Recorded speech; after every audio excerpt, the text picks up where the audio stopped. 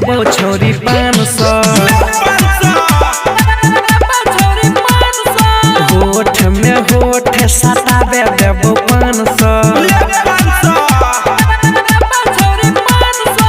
चाहे छियो छोरी हमें तोरा दिलो जान सा, चाहे छियो छोरी हमें तोरा दिलो जान सा।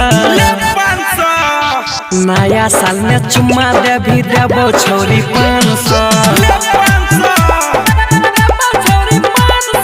होठ में होठ सटावे देबो 500।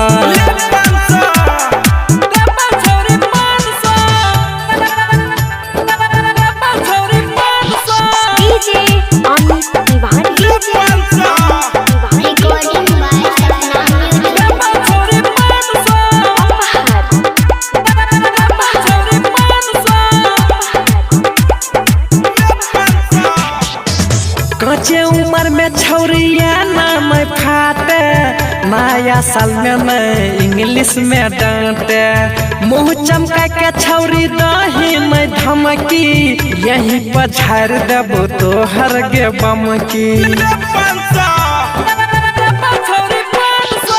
कच्चे उम्र में छौरिया नाम फाटे, नया साल में मैं इंग्लिश में डांटे।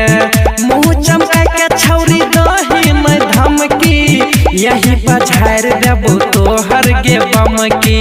नहीं देबो छोरी हमें तोरा कोनो चांस, नया साल में चुम्मा दे भी देबो छोरी 500। नया साल में चुम्मा दे भी देबो छोरी 500। चाहे छियो छोरी हमें तोरा दिलो जान सा, चाहे छियो छोरी हमें तोरा दिलो जान सा। नया साल में चुम्मा दे भी देबो छोरी 500। नया साल में चुम्मा दे भी देबो छोरी 500।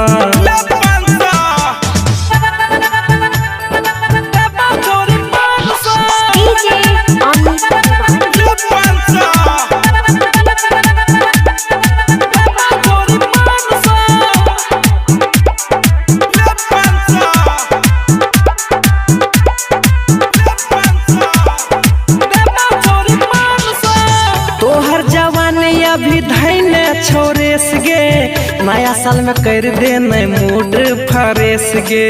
राइटर श्रीकांत के माने ले कहना, बिछा के रखने छो मुन मुन बिछौना।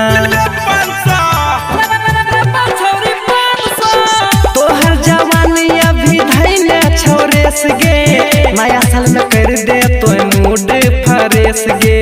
राइटर श्रीकांत के माने ले कहना, बिछा के रखने छो मुन मुन बिछौना। मजा आए तो तोरा कहे छियो ईमान सा, नया साल में चुम्मा दे भी देबो छोरी 500। नया साल में चुम्मा दे भी देबो छोरी 500। चाहे छियो छोरी हमें तोरा दिलो जान सा, चाहे छियो छोरी हमें तोरा दिलो जान सा। नया साल में चुम्मा दे भी देबो छोरी 500। होठ में होठ सटावे देबो 500।